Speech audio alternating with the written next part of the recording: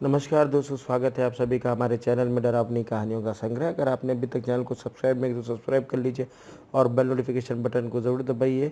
आज की कहानी है कब्रिस्तान की कहानी। मनोहर का घर पुराने कब्रिस्तान के पीछे था और उसके घर के छत से वह कब्रिस्तान अच्छे से दिखता था। वे रोज़ उस कब्रिस्तान को पार करके ही अपने काम पर जाता था। मनोहर के 2 बच्चे थे और दोनों बच्चे बड़े ही शैतान थे। बड़े बेटे का नाम रॉकी और छोटे बेटे का नाम विकी था। एक बार गर्मियों के छुट्टी में रॉकी और विकी की बहन सोनिया भी आई हुई थी।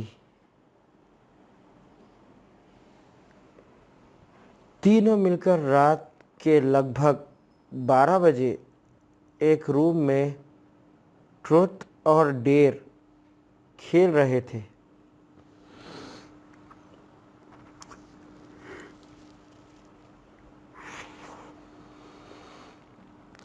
रॉकी सोनिया से पूछता है कि तुम ट्रुथ लोगी या डेयर। सोनिया डेयर लेती है और पूछती है कि तुम लोग कुछ खतरनाक करने के लिए तो नहीं कहोगे ना। रॉकी, ये हुई ना बात।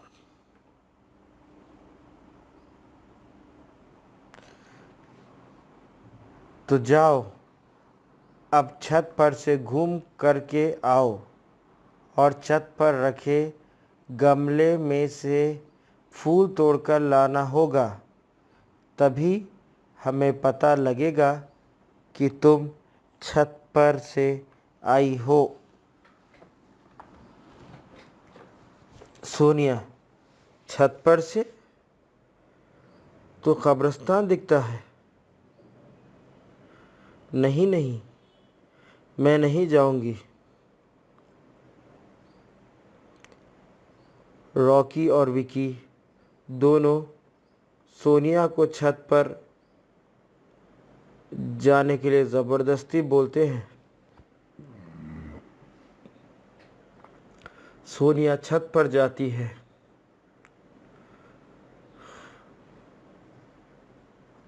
और जैसे ही गमले में लगे फूल की तरफ बढ़ती है, तभी सोनिया की नज़र कब्रिस्तान की ओर पड़ती है।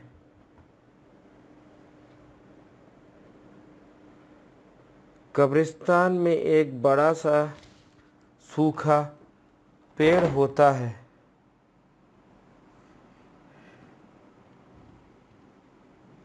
वे देखती है कि उस पेड़ पर एक सर कटी हुई उल्टी लाश लटक रही होती है।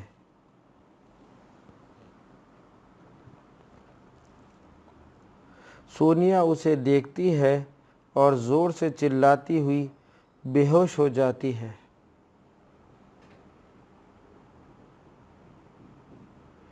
फिर जब सोनिया बहुत देर तक छत पर से नहीं लौटती, तो रॉकी और विकी दोनों डर जाते हैं और वे छत पर जा कर के देखते हैं तो पाते हैं कि सोनिया बेहोश पड़ी है।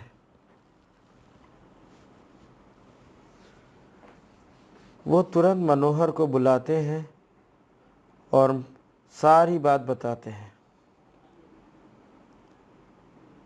मनोहर, तुम तीनों को ऐसा खेल खेलने की ज़रूरत क्या थी? और रॉकी, तुम तो जानते हो उस कब्रिस्तान के बारे में, कैसी कैसी खबरें आती हैं, फिर भी तुम सोनिया को रात में छत पर जाने के लिए क्यों भेजा? रॉकी, सॉरी डैड, मुझसे गलती हो गई, हम आगे से ऐसा नहीं करेंगे।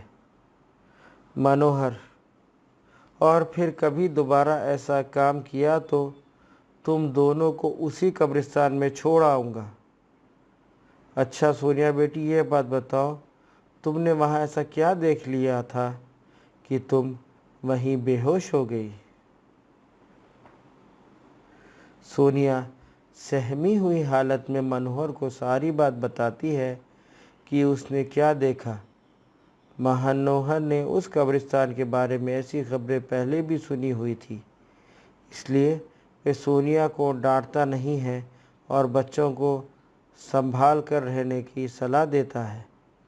एक दिन मनोहर को काम से छुट्टी मिलने में देर हो जाती है और उस दिन उसे ऑटो भी नहीं मिलता है। वह पैदल ही घर की ओर चल पड़ता है। इधर विकी और रॉकी दोनों आपस में बात करते हैं। रॉकी, विकी, तुम्हें क्या लगता है सोनिया ने जो कहा वो सच है? मुझे तो लगता है कि वो सिर्फ बातें बना रही है, वो इसका भ्रम होगा। विकी, अरे नहीं भाई, तुमने उसकी हालत देखी नहीं? एक दिन भी और यहाँ रुकने का तैयार नहीं हुई। मुझे लगता है कि उसने सच में कुछ देखा होगा। रॉकी, चलो हम कब्रिस्तान में जाकर खुद ही देख लेते हैं। विकी, अरे भाई, तुम पागल तो नहीं हो गए हो? मुझे अपनी जान बहुत प्यारी है, मैं कहीं नहीं जाऊंगा और तुम भी मत जाओ।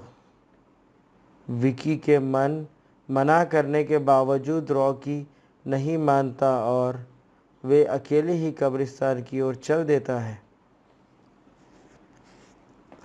कब्रिस्तान का दरवाज़ा खोलता है और अंदर चला जाता है।